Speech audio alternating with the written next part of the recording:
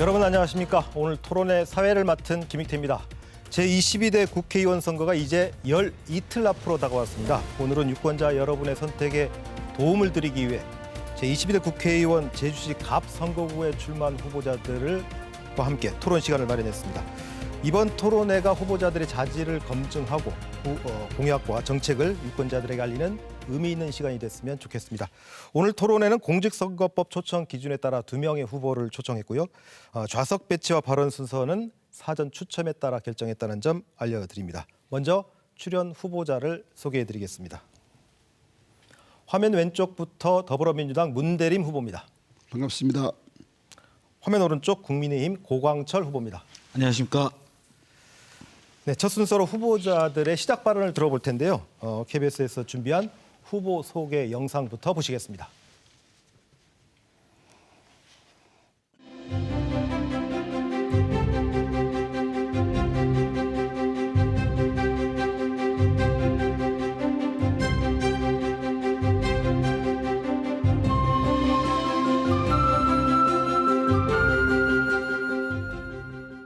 네, 시작하시면 됩니다. 1분입니다. 안녕하십니까. 더불어민주당 제주시 갑 후보 문대림입니다. 도민 여러분, 윤석열 정부 2년 어떻습니까? 소상공인과 자영업자, 농어민들의 어깨는 점점 처져만 갑니다.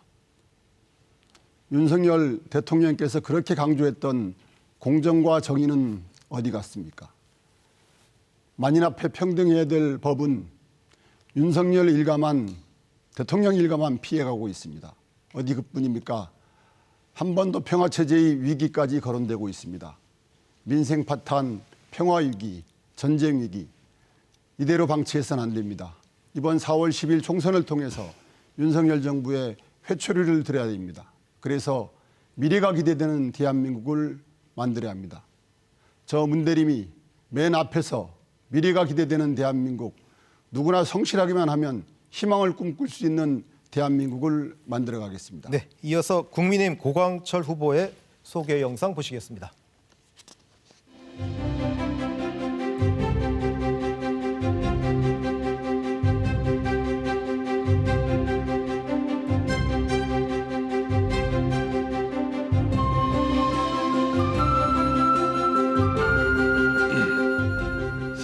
네, 고 후보께도 1분 드리겠습니다.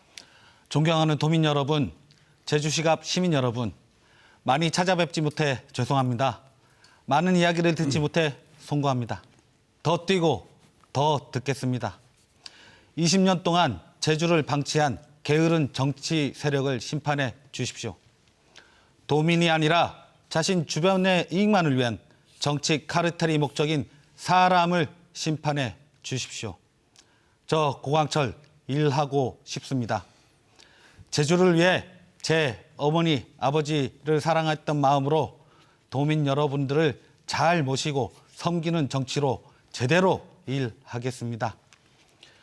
좋은 일꾼, 좋은 사람, 진짜 일꾼, 제주를 위한 젊고 새로운 힘, 저 고광철에게 큰 성원과 지지를 보내주십시오. 감사합니다. 네, 두 후보 시작 발언 잘 들었습니다. 본격적인 토론에 앞서서 오늘 토론 어떻게 진행하는지 진행 방식을 설명해 드리겠습니다. 영상으로 함께 보시겠습니다. 오늘 토론회는 후보자들의 주도권 토론 중심으로 진행하게 됩니다. 앞서 들으신 출마의 변에 이어 공약 검증에서는 후보자가 각각 2분씩 자신의 공약을 소개한 뒤 상대 후보가 5분간 주도권을 갖고 공약을 검증합니다. 이어 두 가지 지역 현안을 주제로 후보가 차례로 1분씩 발언 시간을 가진 뒤 이 주제를 놓고 다시 3분씩 주도권 토론을 이어가게 되고요. 마지막 자유토론에서는 주제 제한 없이 후보별로 7분씩 주도권을 갖고 상호 토론 방식으로 진행합니다. 예, 그럼 후보들의 주요 공약을 한번 살펴보고 검증하는 시간 해보겠습니다. 각 후보는 2분간 자신의 공약을 설명하시면 됩니다. 그럼 이어서 상대 후보가 주도권을 갖고 5분간 공약을 검증하는 방식으로 진행하겠습니다. 먼저 국민의힘 고광철 후보의 공약 들어보겠습니다. 네, 저는 4.3의 완전한 봄이 오도록 하겠습니다. 기존 유족들이 받은 보상금 9천만 원 더해 대법원 그리고 제주지방법원에서 판결된 그 금액 보상금 금액 기준으로 최소 1억 3천만 원 이상으로 상향하는 보상금 지급을 확대하도록 하겠습니다. 제2공항은 반드시 추진되어야 합니다. 7조 원이라는 천문학적 비용이 투입됩니다. 침체된 제주 경제를 회복시킬 수 있는 막대한 자금입니다. 제2공항은 우리 제주 경제를 단기간에 회복시킬 수 있는 대규모 국책 사업입니다. 다만 기존의 제주국제공항 주변 분들의 우려하는 점도 알고 있습니다. 그런 점들을 참고하여 공항 주변에 다양한 활성화 방안을 마련하겠습니다. 특히 고도 제한을 완화해 주민들의 재산권을 보장하도록 하겠습니다. 구도심 교통정체를 완전히 해소하는 데 모든 노력을 다하겠습니다.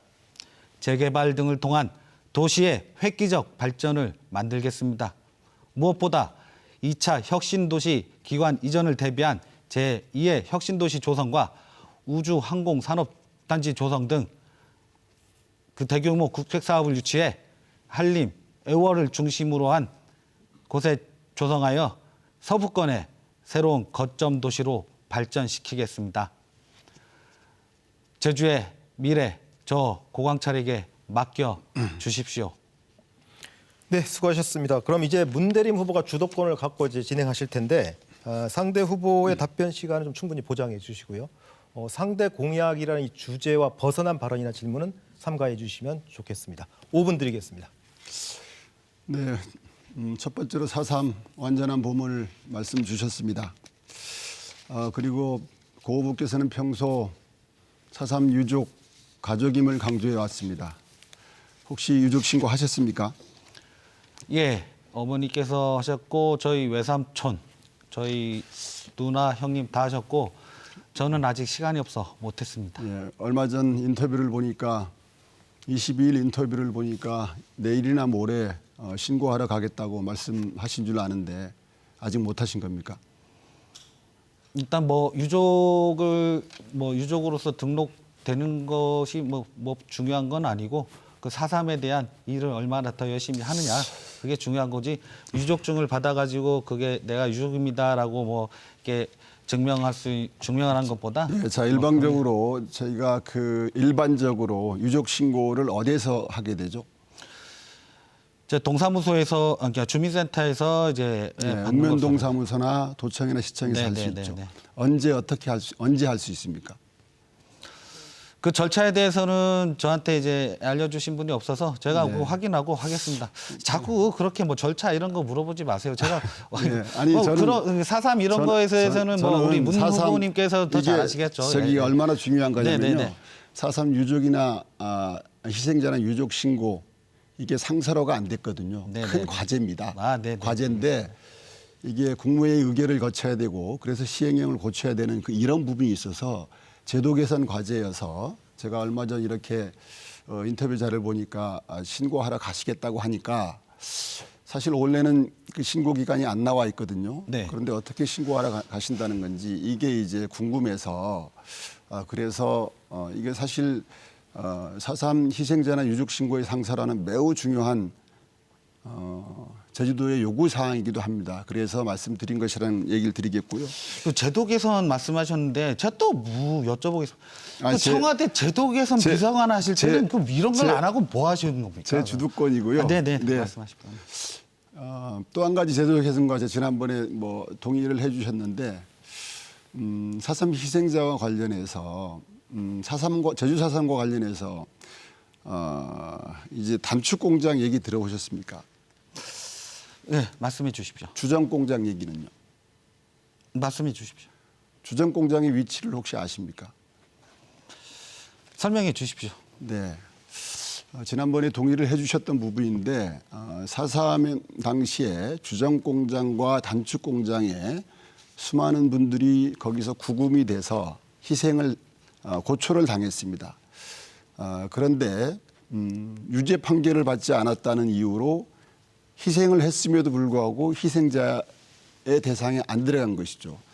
그 전에 이제 후보님께서 말씀 주신 그 희생자 범위 거기에 포함이 안 되는 겁니다. 근데 명백하게 기록도 있고 피해를 당했음에도 불구하고 희생자 범위에 포함되지 못하는 부분들 이들도 제도를 개선해서 희생자 범위에 포함시켜야 된다. 어떻게 생각하십니까? 사상과 관련해서는 억울한 부분이 있으신 분이 단 한 명도 없게 만들어야 되겠죠. 네. 그 부분은 동의합니다. 동의하신다는 거죠. 예. 주정 공장과 단축 공장에 대해서도 한번 알아봐 주시고요. 네. 그리고 일로 공약이 바뀌셨습니다. 글로벌 어학타운을 말씀 주셨었는데 이건 이제 일로 공약에서 벗어난 것입니까? 아닙니다. 공약에서 벗어난 건 아니고요. 글로벌 제가 처음에 어학타운이라- 1호 공약을 말씀하셨는데 예, 제가 묻겠습니다. 네, 네, 네. 글로벌 어학타운이라고 하면 영어 마을을 말씀하시는 겁니다. 그건 잘못 알고 계신 거예요. 보도자료 자세히 안 보신 것 같은데 네. 지금의 그 외국어 교육은 영어 중심이니 다른 제2 외국어, 자, 뭐 스페인어라든지 불어 그러면 이거를 제가 어릴 때부터 묻겠습니다. 네, 네. 수요자는 누구죠? 제주도민입니까? 아니면 육지에서 오시는 학생들입니까? 일단 수요 인원은 일단 제주 도내 그 우리 아이들이 그럼 선제적으로 될 겁니다. 공교육을 보완하는 차원에서 그렇습니다. 네, 네. 네. 학교에서는 아니, 이런 걸 그러니까 많이 배우지 이게 못하잖아요. 많으신 분들이 오해를 하고 있는데 사실 그 영어 마을 같은 경우에 경기도인 경우에 1,751억을 투자해서 세 군데 진행을 했었는데 전부 다 운영 적자에 시달려서 그리고 교육 환경 영어 교육 환경 변화에 따른 외국어 교육 환경 변화에 따른 문제 때문에 다 문을 닫고 평생 교육 시설로 전환했거든요. 그래서 때늦은 이슈를 들고 오셔서 제가 좀 궁금해서 여쭤봤던 네, 것입니다. 문 후보 시간 다 쓰셨습니다. 때늦은 시간 다 쓰셨습니다. 예. 다음은 이제 더불어민주당 문대림 후보의 공약을 한번 들어보시겠습니다. 역시 2분 드리겠습니다. 네, 저는 제주 가치에 기반한 도민 성장 시대를 열어가도록 하겠습니다. 1차 산업을 활성화시키겠습니다. 무엇보다도 편하게 농업에 종사할 수 있도록 농어민 수당의 법제화를 이루도록 하겠습니다. 그리고 제주도가 장점을 갖고 있는 어쩌면 독점성을 갖고 있는 작목에 대해서 가격 결정권을 행사할 수 있도록 농산물 공영도매시장을 설치하도록 하겠습니다. 또한 농업재해 품목 대상위 확대, 보상위 현실화를 이뤄나가도록 하겠습니다. 진정한 6차 산업의 틀을 마련하기 위해서 농산물 가공 유통센터를 만들도록 하겠습니다. 제주농업의 향후 50년을 준비해야 됩니다. 농업의 IT와 스마트화는 대세입니다. 미래농업센터를 설치해서 준비하도록 하겠습니다. 민생 심각합니다. 소상공인과 자영업자들의 고금리 부담을 덜어드리겠습니다. 경영비 부담을 덜어드리겠습니다. 무엇보다도 소비 진작, 내수 진작을 위한 판매 증진을 도와드리겠습니다. 또한 그럼에도 불구하고 부득이 폐업을 해야 될 때는 원활한 폐업과 신속한 재도전 기회를 부여하도록 하겠습니다. 복지에 대해서는 국가 책임을 확실히 넓혀야 됩니다. 요양병원 간병비 국가 부담을 대폭 늘리도록 하겠습니다. 4.3의 정의로운 해결 멈추지 않겠습니다. 특별법을 개정해서 4.3 희생자 범위 확대 그리고 의료복지재단 등을 설립해서 4.3 희생자 유족들의 원혼을 달래고 유족들의 편안한 삶을 보상적 삶을 보장하도록 하겠습니다. 문대림이 그 모든 일들을 민주당과 함께 해내겠습니다. 네, 고맙습니다. 시간 다 쓰셨고요. 자, 이번에는 고광철 후보가 공약을 검증할 차례인데요. 마찬가지로 상대 후보의 발언 시간 충분히 좀 보장해 주시고 상대 공약이라는 주제 한정해서 토론해 주시기 바랍니다. 5분 드리겠습니다. 네, 먼저 제가 여쭤보기 전에 아까 답을 못한 부분이 있어서 조금 설명드리고 넘어가겠습니다. 그 파주 마을 같은 경우는 파주는 제가 아까 글로벌 어학타운이라 하면 영어 중심의 교육이 아니라 제2 외국어라고 분명히 말씀드렸고요. 파주의 같은 사례는 영어 마을입니다. 영어 마을이니까 영어 교육 같은 거는 잘 돼 있기 때문에 그게 운영이 잘 안 될 수밖에 없던 거고 제가 말한 제주의 글로벌 어학타운은 영어가 아닌 다른 제2 외국어, 그냥 스페인어, 불어 필요하면 요즘 이게 글로벌에서 이제 좀 부각된 이 중동 아시아권의 언어 같은 게 굉장히 필요하거든요. 그런 부분을 말씀드렸다는 걸 말씀드리고 네, 네. 그 공약과 관련해서 한번 여쭤보겠습니다. 이 지역 균형 발전을 말씀하셨는데 구체적으로 어떤 방안이 있습니까?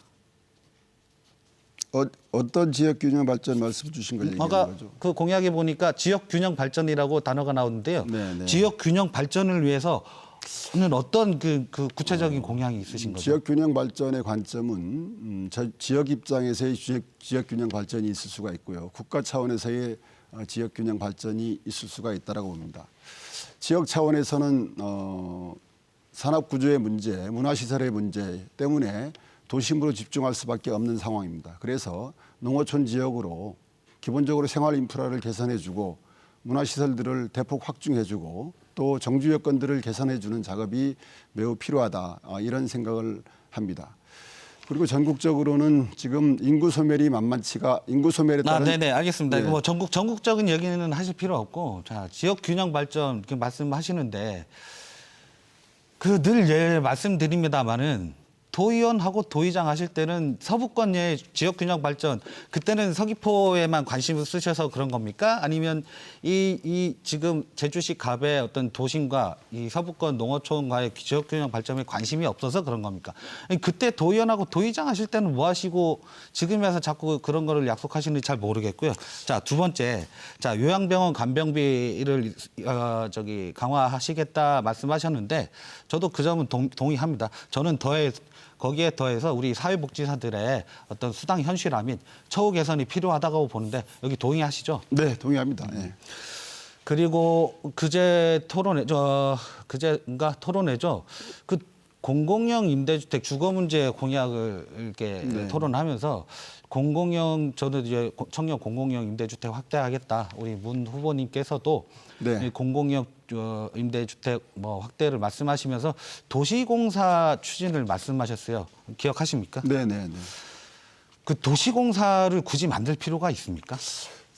답변합니까? 네. 예, 저는 이제 주택도시기금 제주주택도시기금 공사를 설립해야 된다라고 보고 있습니다. 제주도 분들 28만 명이 청약을 넣었습니다. 그 돈이 8,500억 정도 됩니다. 그 모은 돈이 제주도의 주택 문제를 해결하기 위해서 쓰이는 게 아니라 수도권 중심의 주택 문제를 해결하기 위해서 쓰이고 있습니다. 제주도의 경제 규모면 제주도시 주택공사를 만들어 가지고 그 돈을 가져와서 행자부에서 부채 비율만 좀 높여준다면 충분한 예산이 될 것으로 보고 있고 제주형 주택 문제를 해결할 수 있다. 그리고 그 과정에 우리 고 후보님께서 얘기해 주신 청년 주택 문제라든가 어르신 주택 문제를 해결해 나갈 수 있는 재원을 확보하는 것이다. 저는 사무의 이양도 중요하지만 사업권의 이양 또는 행정자치도 중요하지만 경제의 자치 이런 쪽에 좀 관심이 있다 보니까 네네. 예, 네, 알겠습니다. 이런 말씀을 드렸다는 네, 알겠습니다. 것으로 이해해 주십시오. 예. 굳이 도시공사를 추진하겠다는 말씀에 대해서 이 관련된 쪽에 종사하시는 분들은 좀 모르는 소리다. 제가 말씀드릴게요. 제주 개발공사가 있는 건 아시죠? 네, 알고 있습니다. 여기서 주택 관련 사업도 하는 거 알고 계십니까? 알고 있습니다. 네. 여기서 임대 사업도 하고 분양 사업도 하고 공공 임대 사업도 하는 것도 알고 계시죠? 네, 알고 있습니다. 여기에 JDC 개발공사의 주거복지 주택 도시과 있는 것도 아시죠? 네, 뭐 정확히는 모르지만 네네네. 예. 자꾸 난센스로 물어봐서 죄송한데, 자 굳이 도시공사를 만들지 않아도 이 지금 제주 개발공사가 하고 있는 주택 사업을 더 확장시키면 되는 거거든요. 뭐 그런 시각도 있을 수가 있습니다. 아까 뭐 주택 기금 말씀하셨는데 그 기금도 필요하면 제주 개발공사라든지 도로 이관을 해서 도가 관리를 해서 그 제주 개발공사가 그렇습니다. 하는 주택 사업에 그 기금을 시간 활용하도록 하고 모두 쓰셨습니다. 그렇게 하면 멈춰주시고요. 바로 예. 자, 두 후보의 공약을 듣고 서로 검증하는 시간 가져봤고요. 이번에는 제주시 선거방송 토론위원회가 선정한 지역 현안을 주제로 한번 토론 이어가 보겠습니다. 우선 각 주제에 대해서 후보의 답변을 1분씩 듣고요. 이어서 3분씩 주도권을 갖고 토론하는 방식 이렇게 진행해 보겠습니다. 첫 번째 주제는 민생경제 활성화 방안입니다. 요즘 지역 경제에 대한 걱정의 목소리가 높죠. 이런 민생경제를 살릴 수 있는 방안은 무엇인지 한번 들어보겠습니다. 먼저 민주당 문대림 후보께서 1분 말씀하시죠. 저는 우선 소상공인과 자영업자분들에 대한 지원이 필요하다고 봅니다. 고금리에 대한 부담이 너무 큽니다. 그래서 소상공인 정책 자금을 2배 이상 확대해서 실질적인 도움을 줘야 된다. 그리고 저금리 대환대출 금액 예산도 대폭 확대해서 이자 감면 혜택을 실질적으로 받을 수 있게 해야 된다고 봅니다. 또한 대출 상환을 장기 분할 상환 방식으로 연장하는 프로그램도 만들어서 고금리에 시달리고 있는 소상공인과 자영업자들의 숨통을 터줘야 된다 이렇게 생각합니다. 또한 임대료의 지원 그리고 인력 지원법들을 만들어서 소상공인들의 경영 부담도 덜어줘야 된다 이렇게 생각하고 있고 판매 촉진을 위해서 지역화폐 예산을 대폭 확대하고 문제가 되고 있는 국가 예산을 상시화시켜서 이것이 소비 전략으로 시간 이어지도록 해야 마치셨습니다. 된다 이렇게 생각합니다. 자, 이번에는 국민의힘 고광철 후보께 답변 시간 1분 드리겠습니다. 네, 우리 문 후보님,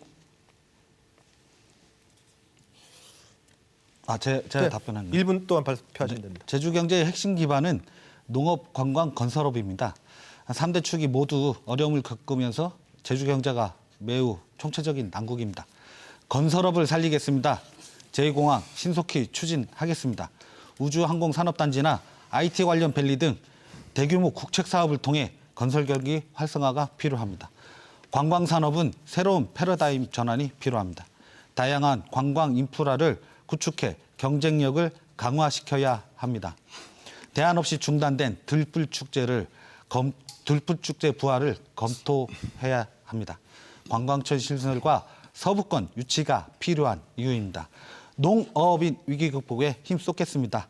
에너지 비용 지원, 폭등한 비료값 부담 완화 등을 위한 지원을 강화하겠습니다. 애월한 국가어항으로 전환시키겠습니다. 네, 시간 다 쓰셨습니다. 자, 지금부터 주도권 토론 들어갈 텐데요. 앞서 마찬가지로 주도적으로 토론을 이끌어 가시되 상대 후보의 답변 시간을 보장해 주시면 되겠습니다. 이 민생경제 활성화라는 주제에서 벗어날 경우는 제가 제지하겠습니다. 자, 문대림 후보께 먼저 3분 드리겠습니다. 네, 민생 경제가 어렵습니다. 저는 이 민생 경제의 문제를 풀기 위해서 지역 차원에서의 접근도 중요하지만 국가의 정책 기조가 좀 바뀌어야 된다 이런 생각을 갖고 있습니다. 그래서 우리 윤석열 정부가 지향하고 있는 견제하고 있는 긴축 재정을 건전 재정 부분을 너무 고집하지 말고 확대 재정으로 좀 전환시켜서 중소상공인에 대한 지원의 폭을 넓혀야 된다 이렇게 생각하는데 어떻게 생각하십니까? 저희가 긴축 재정할 수밖에 없는 이유는 과거 문재인 정부 시절에 네. 포퓰리즘 정책이 너무 난무해서 국가 재정 상태가 너무 악화돼 있거든요. 자, 그걸 좋습니다. 긴축 재정을 국가- 통해 가지고 예, 미래 좋습니다. 세대에게 저희는 부담을 안 주기 위해서 긴축 재정을 하는 겁니다. 제 주도권이거든요. 저희가 대한민국이 지금 G10이고 대한민국 국가 부채 비율이 선진국인 경우 101, 2 정도 가는데 저희는 한 79 정도로 알고 있습니다. 그렇게 국가 재정이 그렇게 다른 선진국에 비해서 어려운 것은 아니라는 말씀을 드리겠고요. 작년에 어쨌든 세수 펑크가 56조 났습니다. 이 중에 이제 대부분 대기업들에 대한 대기업 감세, 부자 감세로 나타났고, 그런데 반대로 근로소득세 징수율은 17% 높았습니다. 그러니까 근로자들의 호주머니는 빼가고 부자들의 호주머니는 유지시켜준 것입니다. 이러한 정책도 바뀌어야 된다고 생각하는데 어떻게 생각하십니까? 그 부자 감세하는 서민들의 호주머니에서 더 세금을 빼간다는 그렇게 이제 어떤 좀 호도하는 발언은 좀 그러니까 안 줬으면 근로소득세가 좋겠고요. 이게 세수 펑크가 난 이유는 이때 작년에 됐습니다. 글로벌 경제가 어렵고 됐습니다. 근로소득세가 그럼에도 불구하고 근로소득세는 17% 증가했다는 겁니다. 23년 1조 6천억 정도가 증가한 것이죠. 그런데 세수 펑크는 56조가 났는데 이런 부분을 말씀드리는 것이고요. 그럼 근로소득세도 좀 감면하는 정책들을 좀 피하지 않나 이런 말씀드리겠고, 그리고 윤석열 대통령께서 민생경제 토론회를 전국을 돌면서 20몇 차례 했지 않습니까? 네. 제주도는 어떻게 된 거죠? 약 1,000조 정도 예산을 말씀하신 거로 아는데 제주도는 빗게 갔습니다. 예. 이에 대한 입장은 어떻습니까? 지금 전국을 다니시면서 민생 정책 토론을 하고 계신데 제주도에 오셔서도 민생 경제 토론회를 하실 것으로 언제쯤 하실 것 생각하시- 같습니다. 그건 저한테 이제 저한테 제가 이제 뭐 대통령실에서 저한테 개인적으로 알려주는 건 예, 아니고. 그러니까 네네. 제주도민들이 생각하기에는 23차례 정도 할 정도면 17개 광역시도 중에 하나인 제주도에 왜 안 오느냐. 제주도도 이제 관광청 약속하셨고 또 신앙만도 약속을 했었지 않습니까? 안 오실 게 아니고 네, 오신다니까요. 문 후보 시간 네, 다 쓰셨습니다. 네, 네, 네. 자, 이번에 이제 국민의힘 고광철 후보께 주도권 드리겠습니다. 역시 3분 드리겠습니다. 문대림 후보님 주차 문제는 민생 현안으로 당연하게 관심을 가져야 할 사안이다. 아까 도심지 주차 공간 문제 해결 방안 이런 거에 대해서는 어떻게 생각하시죠? 매우 필요하다고 봅니다. 특히 이제 연동노역인 경우에 필요에 따라선 대규모 허브 공영 주차장도 필요하고 그리고 빈집을 활용한 빈집, 빈 공간, 빈 공공 건물을 활용한 주차 시설 확보도 단기적으로는 매우 필요하다라고 네네 보고 알겠습니다. 있습니다. 예. 그 주차 공간 부족 문제 해결을 위해서 지하화하는 게 추진되는 건 알고 계시죠? 지하화가 추진되고 있습니까? 이거 나중에 한번 예, 확인해 한번 보십시오. 제가 네. 한번 찾아보겠습니다. 그러니까 연동 노영동 도심 주차 문제는 구체적 방안과 정책이 필요하고 특히 예산 조달이 도정 재정 자립도가 낮기 때문에 그 어떤 이 교통 재정을 획기적으로 바꾸기 위해서는 막대한 비용이 투입되거든요. 어떻게 예산 어떤 조달 계획이나 이런 구체적인 방안은 있으신가요? 주차장 그러니까 교통 문제, 도시계획 문제는 기본적으로 지방 사무입니다. 오영훈 도정과 협의해서 제게 일할 기회가 주어진다면 필요한 국비 확보 부분에 대해서 서로 연구하고 예산을 국비 확보는 확보해- 어떻게 확보할 생각이신 거죠? 관련 예산의 항목을 봐야 되겠죠. 예. 그 도로 환경 개선에 필요한 사업에 관련 예산 사업을 보신다는데 그래서 저는 제 1호 법안 공약으로 도로법 개정을 말씀드렸습니다. 이게 네. 70만 이상 대도시를 광역시와 같이 하면 국고의 절반 이상을 받을 수 있도록 법 개정을 하면 됩니다. 그리고 아까 그 소상공인 이렇게 말씀 많이 하시는데 지금 대출 지원이라든지 이런 걸 많이 말씀하시거든요. 저희가 윤석열 정부에서도 제가 국회에 있을 때 산업통상자원 중소벤처기업위원회 이렇게 보좌 업무를 많이 맡아서 잘 알고 있는데 저희 윤석열 정부에서도 소상공인 분들에 대한 각종 정책과 지원을 강화시켰고요.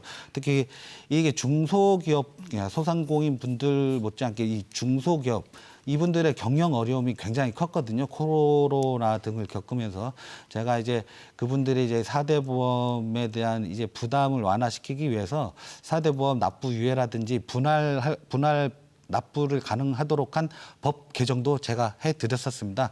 그런 보좌관 참고해 시절에 주시면 했다는 거. 예. 예. 저희가 이제 예산이 소상공인들을 위한 중기청 예산이 지원 예산이 정책 자금이 8조 6천억인가 돼 있더라고요. 예, 됐습니다. 고 후보도 시간 규모가 모두 부족하다. 쓰셨습니다. 예, 이런 생각을 해봅니다.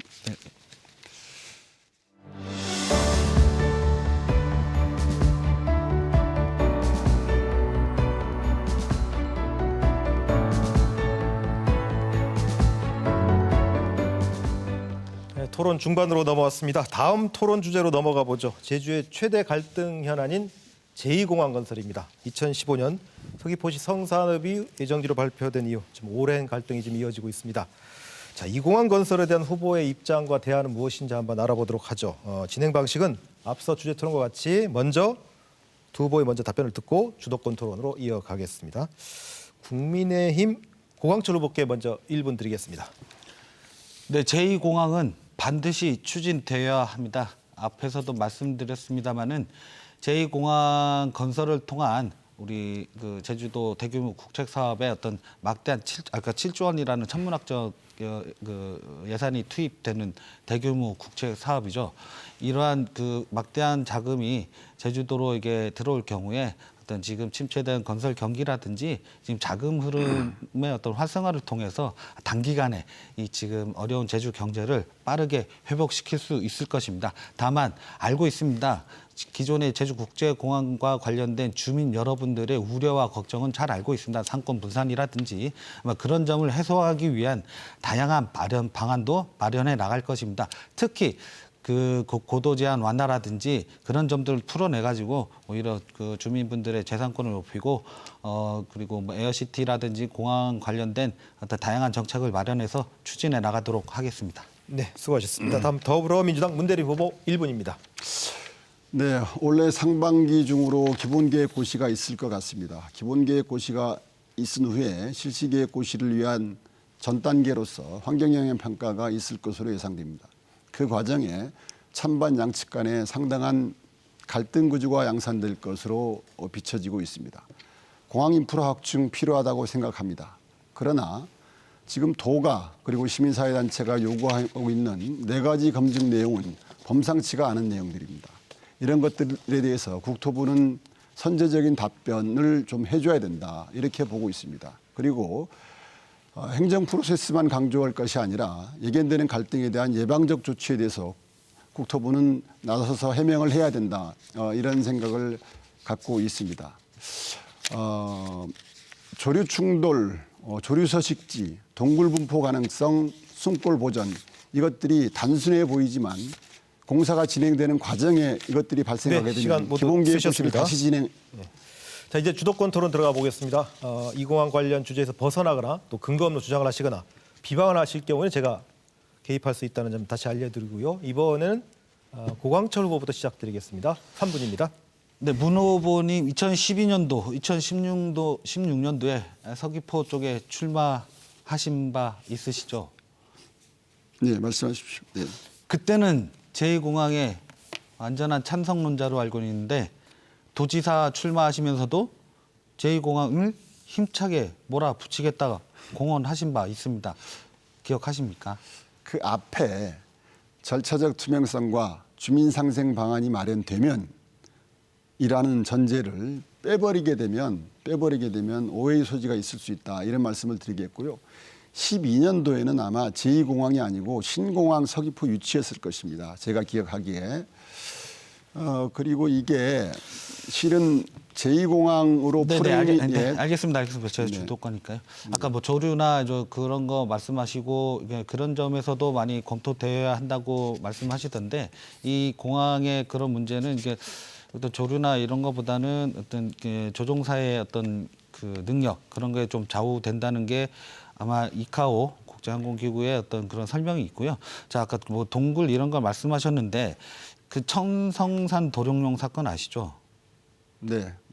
그 또 이제 KTX 터널 구축한다고 되게 오랜 시간 갈등이 있었던 어떤 큰 이게 사업이었었는데 이 사회적 그 갈등이 지속되는 순간 사회적 손실 비용이 굉장히 컸습니다. 제가 말씀드린 다만 이게 부분이 KTX 건설 후에 오히려 도룡뇽이 더 많이 나왔다는 얘기는 아시죠? 공항 건설 과정에 그러니까 자꾸 이제 동굴이 환경 문제에 대한 걱정은 저도 충분히 동감합니다만은 네. 그런 것들을 다 검토해서 추진된 게 지금 제2공항 건설이고요. 자, 이제 문재인 대통령님의 약속이시기도 하셨습니다. 문재인 대통령의 약속 분명합니다. 네네. 분명합니다. 똑같이 말씀드리는데요. 절차적 타당성의 문제. 절차적 타당성의 문제가 어떤 거죠? 있죠. 제가 잘 몰라서 묻겠습니다. 예. 네. 이게 프레임이 어떻게 전환이 되느냐면요. 2014년도 용역 들어갈 때는 공항 인프라 확충에 관한 내용들이었습니다. 그런데 발표 직전에 도에서 국토부로 공문을 보냅니다.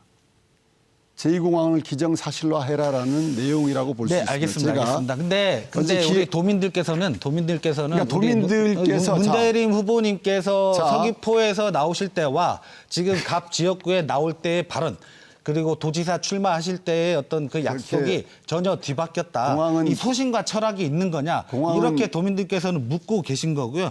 정치적 표 계산 때문에 입장을 번복한 거다라고 우리 도민들께서 그렇게 평가하고 계십니다. 말 위험수위가 제가 이 공문을 한번 나중에 보여드릴게요. 한번 보시고요. 그럼 이런 원천적으로 네, 고 후보 시간 3분 다 쓰셨고 이제 문대림 후보가 3분 쓰시면 됩니다. 주도권 네. 토론 이어가시죠. 이게 15년 9월 2일 용역이 한창 진행돼서 결과가 발표한 40여일 전에 공항 인프라 확충 사정 타당성 검토 용역에 따른 제주도 입장에서 국토부로 보내거든요. 여기에 보면 신공항 건설, 그러니까 기존 공항 폐쇄 신공항 건설 용역 과업 진행 시에 도민 갈등이 극대화되어 공항 인프라 확충 사업이 차질이 있다고 판단되어 이번 용역에는 포함시키지 않도록 조치하여 주시기 바랍니다. 이거는 뭐냐면 해석하기에 따라 가지고 제2공항 아니면 대안을 내지 말라는 것이죠. 그러면 제주도에 과연 공항 2개가 필요한 것인가에 대해서 도민적 공론 절차를 거치고 자 2개가 필요하다 이런 것들이 어느 정도 올라왔을 때 이런 공문이 갔으면 저는 이해하겠습니다. 그런데 이거는 한동안 이제 비공개가 되죠.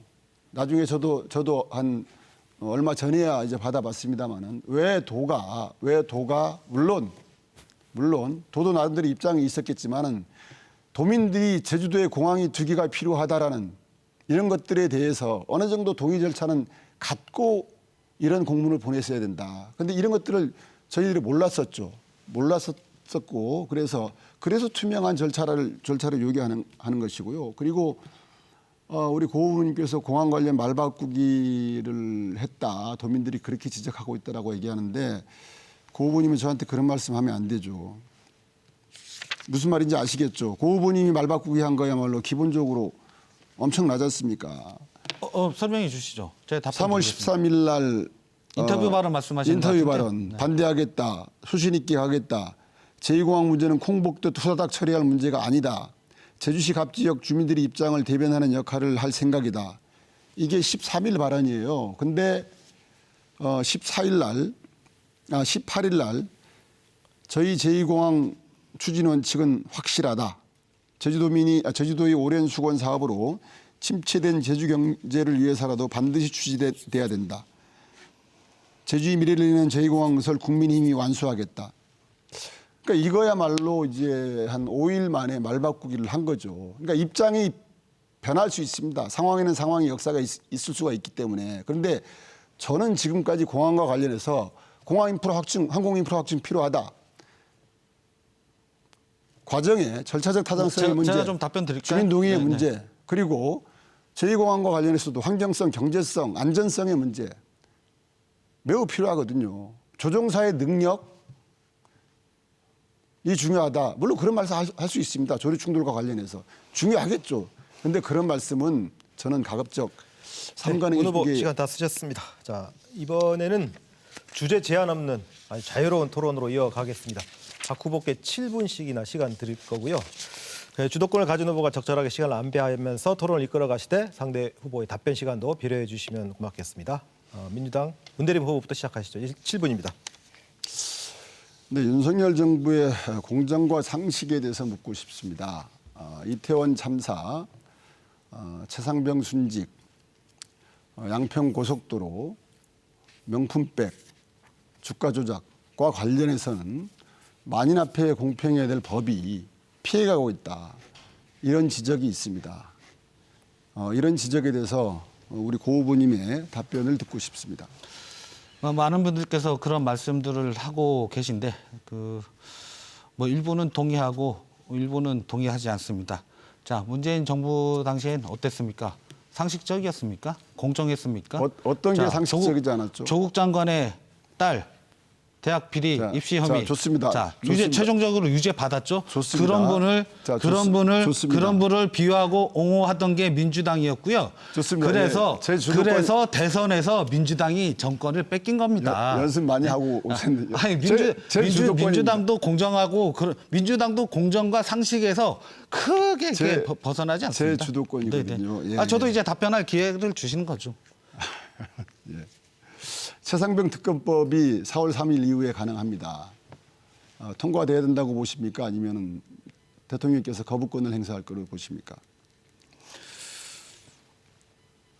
제가 국회의원이 아니어서요. 예. 제 사견으로 사견을 묻는 제 겁니다. 사견으로 말씀드리겠습니다. 그게 통과될지 안 될지에 대해서 제가 뭐 어떤 입장을 밝힐 수는 없고 제 사견으로 말씀드리면 저도 병역을 이수한 대한민국의 그 아직 젊은 청년이고 이 최상병 문제에 대해서는 저도 참 가슴이 아픕니다. 네. 그런 점에서는 우리 정부가 충분히 잘 검토해야 된다고 뭐 생각합니다. 훌륭한 생각이라고 봐야지고요. 다시 4.3으로 가겠습니다. 4.3 망언과 관련해서 태영호 조수진 의원 그리고 지금 진화위원장님 이렇게 뭐 여러 논란거리들이 있는데 5.18 망언인 경우에는 공천을 취소했었어요. 4.3 망언과 관련해서 제주 지역 국민의힘 후보들이 적당한 조치를 요구했던 적이 있는 것으로 알고 있습니다. 피드백 받으셨습니까? 피드백 받았냐고요? 예, 예. 저한테 직접적으로 오진 않겠죠. 도당으로 오지 않았겠습니까?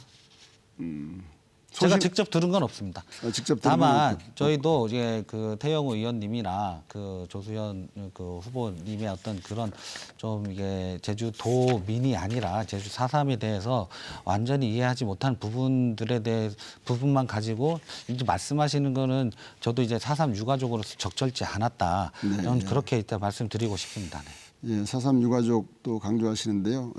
4.3 그 보상금에 대해서 보상금으로 지금 지급되고 있지만 원래는 배상이라는 주장들이 강합니다. 어떻게 생각하십니까? 4.3의 희생이 국가 공권력에 의한 불법적 희생이었다. 4.3 특별법 제2조 정의에 네, 그렇게 네. 나오죠. 네. 그래서 보상이 아니라 배상이어야 된다. 이런 주장을 하시는 분들에 대해서는 어떻게 생각하십니까? 이게 그 보상과 배상의 어떤 그 개념적 차이는 저도 잘 알고 있습니다. 네, 네. 문 후보님께서 말씀하시는 그 취지를 충분히 이해는 하고 어떤 저희 4.3의 어떤 그 과정이라든지 그 4.3이 갖고 있는 어떤 역사적 의미와 그런 아픈 역사라는 점에서는 보상보다는 국가적 배상 책임이 있다라고 네. 보여지고 있고 아마 대법원과 지난 2021년 제주지방법원에서 나온 판결에서도 아마 그런 점이 좀 언급되지 않았나라고 저는 알고 있습니다. 매우 뭐 훌륭한 사고라고 생각이라고 보여집니다. 감사합니다. 네. 그런데 이제 우리 후보님께서 보상금을 혜택이라는 표현을 쓰셨더라고요. 그러니까 공권력이 불법적 그러니까 공권력이 폭력에 의한 희생이기 때문에 배상적 관점에서 보는 게 맞다. 이거는 혜택이 아니라 당연히 받아야 될 배상.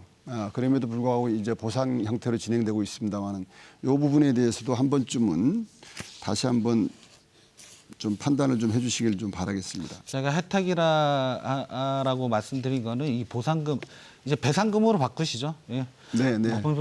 이 배상금 문제와 관련 것 외에도 이 추가적으로 좀 더 우리 4.3 네. 유가족이나 지금 알겠습니다. 자녀들까지 왔잖아요. 동의하시는 것 자녀분들이 이게 받을 수 있는 네, 네. 그런 혜택, 예. 그런 혜택을 말씀하신 것은 일테면 5.18 민주화 운동 관련된 분들이 받는 일테면 뭐 이게 자녀들이라든지 예, 뭐 그런 예, 알겠습니다. 뭐 어디 취업에서의 가산점 그 부분은 알겠습니다. 이런 것도 이제 제주 4.3 가족분들에게도 그런 어떤 취업 시 그 부분은 가산점을 알겠습니다. 주는 예, 그런 것도 예. 필요하다는 알겠습니다. 차원에서 예. 혜택이라고 말씀드린 알겠습니다. 겁니다. 네. 예, 알겠습니다. 다시 한번 생각해 보십시오. 그리고 이제 고 후보님께서 저에 대해서 지난 토론회 때 제가 저는 이제 제주도를 산업구조를 다변화시켜야 된다라는 생각을 갖고 있습니다. 그러기 위해서는 많은 제조업들이 생겨나야 된다.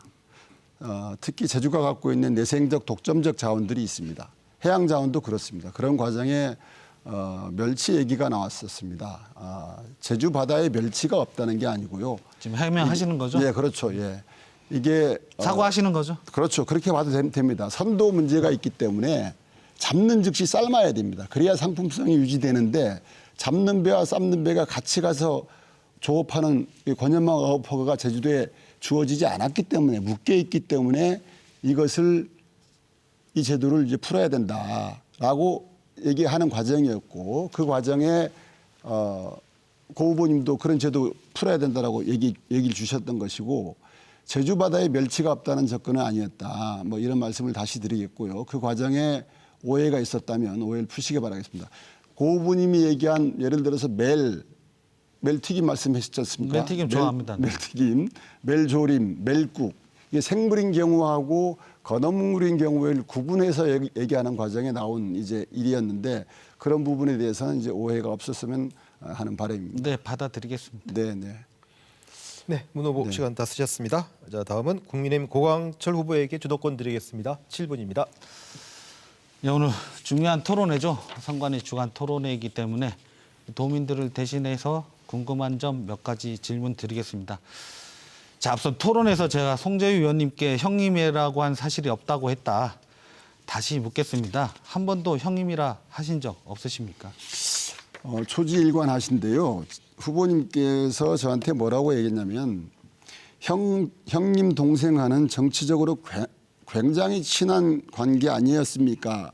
라고 말씀을 하셨고 저는 정치적이란 전제 앞에 그분에 대해서 형제라고 생각해 본 적 없기 때문에 그래서 정치적으로 저는 형제라는 정치적으로 생각을 하신 적이 없다. 그분과 이득을 그저께 나누는 말씀드렸습니다마는 이해 송재우 관계가 후보님 있는 페이스글을 다시 한번 잘 그러니까 살펴보시기 바라고요. 지금요 송재호 의원의 페이스북 개인 SNS를 가지고 제3자 관계를 규정하고 설정하고 들어가서 알겠습니다. 자, 하는 거는 다시 저는 한번 이제 물을게요, 네. 후보님. 자, 녹취록이라 하면 그 녹취된 핸드폰을 갖고 있는 사람이 외부로 유출시키지 않으면 나올 수 없는 파일입니다. 안 그렇겠습니까? 꼭 그렇지는 않을 수도 있습니다. 말씀하십시오. 예. 그게 무슨 말이죠? 아니, 일테면 제 핸드폰에 갖고 있는 파일이 제가 외부로 유출하거나 아니면 다른 사람에게 전달하지 않으면 나올 수 없는 문제인데 그거는 지난번에도 말씀드렸지만 이 부분에 대해서는 그거는 아마 적절한 어떤 조치가 있을 거라고 저는 생각하고 아까 형님이란 표현을 지금도 뭐 그때 형님 동생이란 그렇게 표현한 적 없다 말씀하셨는데 자 녹취록에 보면 형님이란 말씀이 20회 이상 나옵니다. 제가 다시 자, 얘기하겠습니다. 국민들께 거짓말 하신 다시 겁니다. 얘기하겠습니다. 후보님께서 네, 알겠습니다. 제 주도 시간입니다. 형님 동생하는 정치적으로 또 질문 드릴게요. 굉장히 네. 친한 관계 아니었습니까? 이렇게 설정하고 들어온 겁니다. 목적 의식적이라고 볼 수 있죠. 저는 그분하고 정치적이라는 친한 형님입니까 그럼? 아니 나이 드신 분에 대해서 형이라고 부를 수 있죠. 표로 이제 교류도 자주 하시던 그런 친하게 지내던 제가 형님 그분하고 그분을 봤던 게 네, 최근에 알겠습니다. 공식적인 행사 또 이해해 가본 적이 이런 없습니다. 질문을 하면 저보고 또 정치 잘못 배우셨다고 또 질타하실 것 같은데 아니, 국민들께서는 문 고광철의- 후보님께서 정치를 잘못 배우셨고 거기에 대해서 인생을 잘못 배우셨다. 고광철의 자신 없다고 장점을 평가하십니다. 홍보하십시오. 자, 경선 승리하고 이 자리에 앉아 있으신 거 아직도 떳떳하십니까? 떳떳합니다. 저는 언론에 쓰인 저는- 비정한 승리자 이 저는- 단 한 줄에 모든 것이 담겨 있다고 저는 생각합니다. 권리당원 50%, 네, 알겠습니다. 일반 여론 50%, 예, 다음 또 양쪽 묻겠습니다. 모두에서 나중에 가서 해명하시죠. 이겼고요. 아니 지금 제 주도권입니다. 말씀하시는데 예, 알겠습니다. 공당의 공천 절차를 내려오신 지 얼마 안 되시는 분이 그렇게 일방적으로 자꾸 알겠습니다. 규정하듯 네. 검찰 정권의 후보 담습니다. 그러지 마십시오. 골프 좋아하시죠? 요즘 쳐보지 못했습니다. 예전에 자주 치셨나요?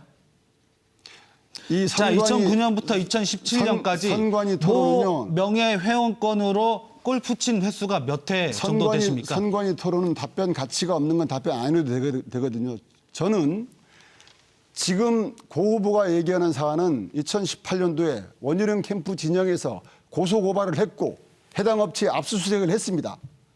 그렇게 해서 조사도 받았고 알겠습니다. 조사도 알겠습니다. 받았는데 후보님. 아무런 문제가 없다고 나온 거예요. 후보님 흥분하지 마시고. 흥분하죠. 왜냐하면 흥분하지 마시고 제가 또 질문 드릴게요. 정치를 바로 배워야 된다. 제가 이렇게 묻는 게 생각합니다. 아니고요. 예. 제가 묻는 게 아니, 아니고 제가 묻는 게 아니고 이미 도민들께서 항상 그런 식으로 도민들께서 아직 해소가 안 됐기 때문에 도민들께서 물어봐달라고 해서 아니 제가 누가 지금 해소 안 자리에서 됐다고 합니까? 잠깐만, 도민들께서 시간 좀 멈춰주시고요. 어떤 자, 두 후보 아니, 잠깐만요. 흥분하지 마시라니까요. 두 후보 잠깐만 네네. 좀 진정하시고요. 사람 그 조작되고 조합된 내용으로 인격을 잠깐 중단해 주십시오. 않았습니다. 자, 잠깐 중단해 주십시오. 제가 시간 멈춰 말씀드렸잖아요. 있습니다. 잠깐만 중단해 주십시오. 관련해서 문 후보님 잠깐만요. 당시에 자, 고소 고발이 있었고 어쨌든 이 토론 시간은 고광철 후보의 주도권 토론이기 제 때문에 주도권입니다. 주도권을 주시고 진행하시면 되겠습니다. 시간 계속 올려주시죠. 주도권을 제대로 존중해 제가 주는 주도권입니다. 제가 말씀드릴게요. 자, 2009년부터 2017년까지 모 골프 명예회원권으로 몇 차례 명예회원권이라고 안 하거든요.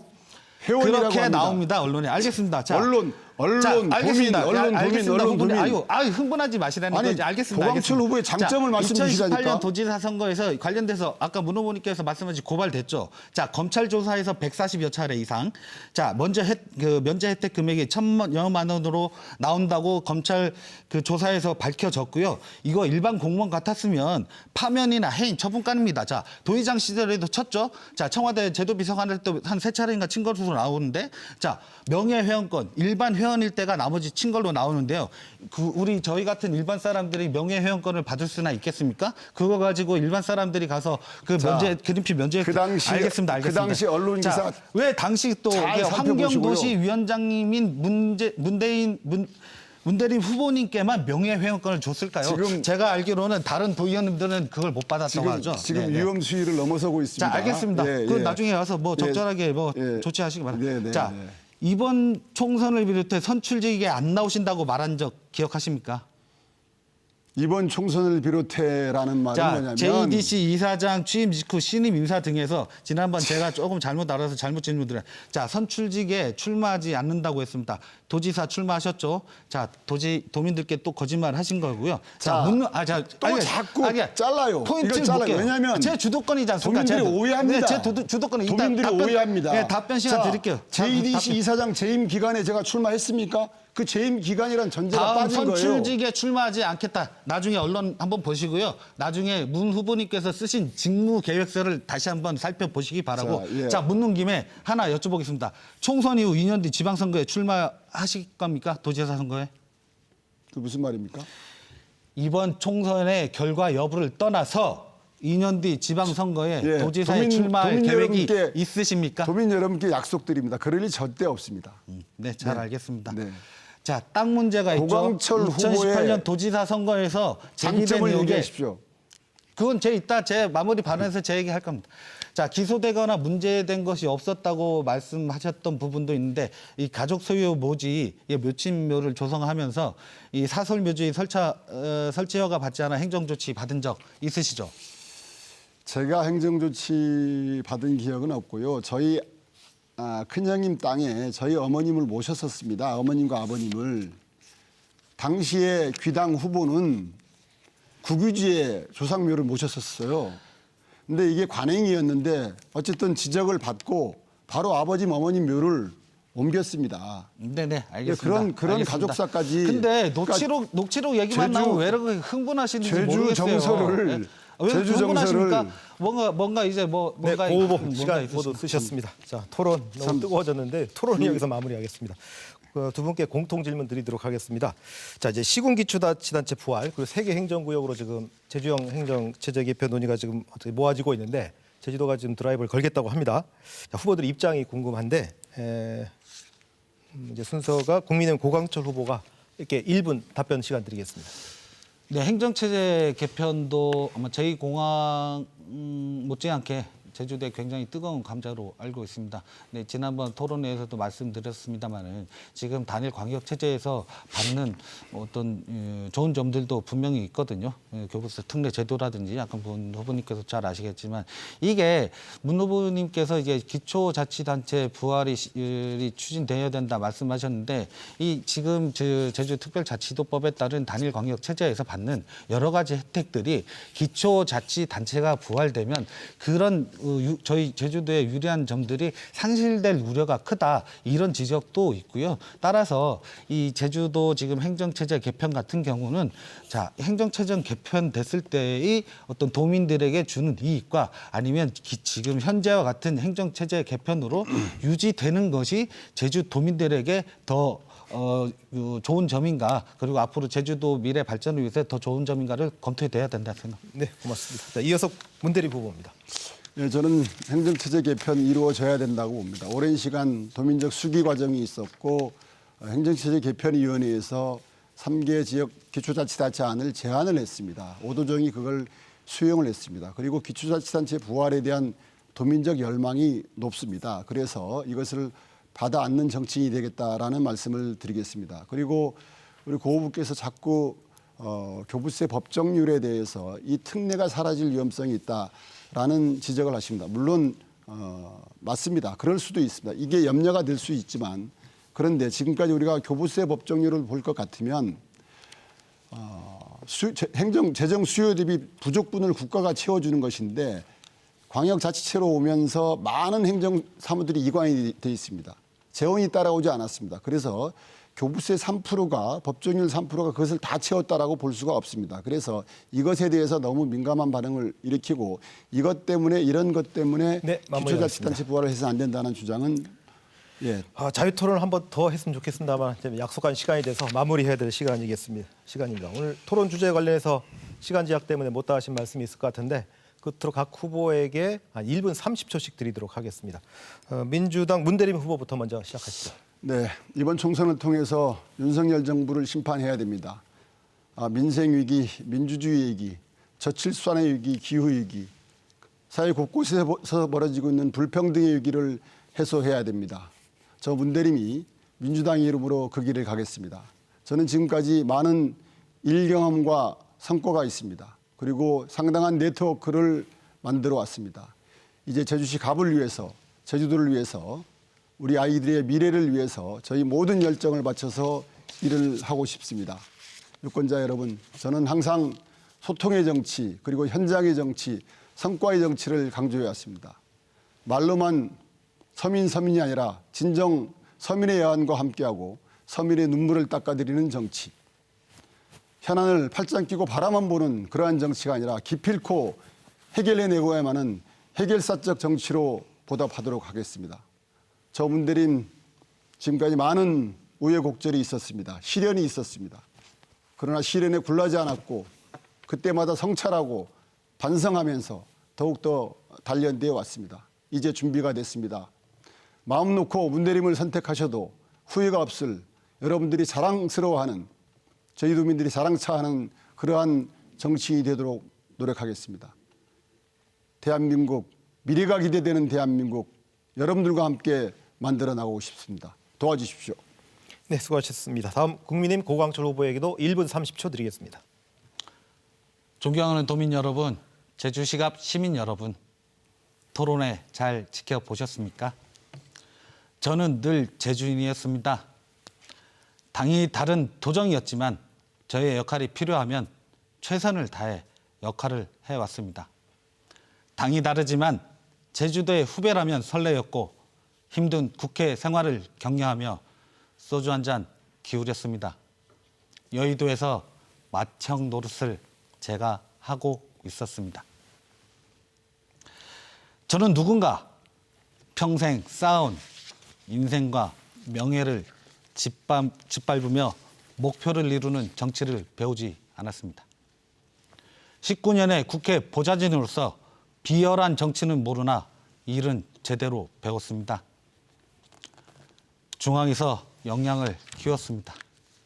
그 능력과 경험을 바탕으로 우리 도민 여러분과 함께 제주의 가치를 높이고 싶습니다. 제주의 미래를 키우고 싶습니다.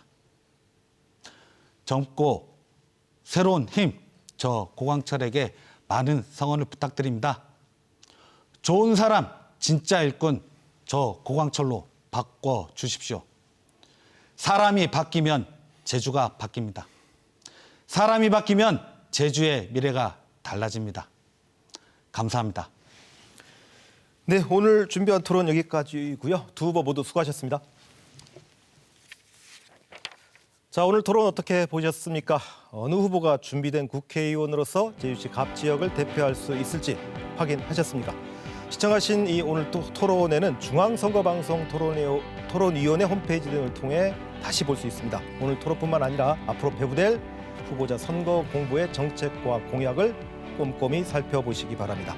유권자 여러분의 소중한 한 표가 제주 더 나아가 대한민국의 미래를 결정합니다.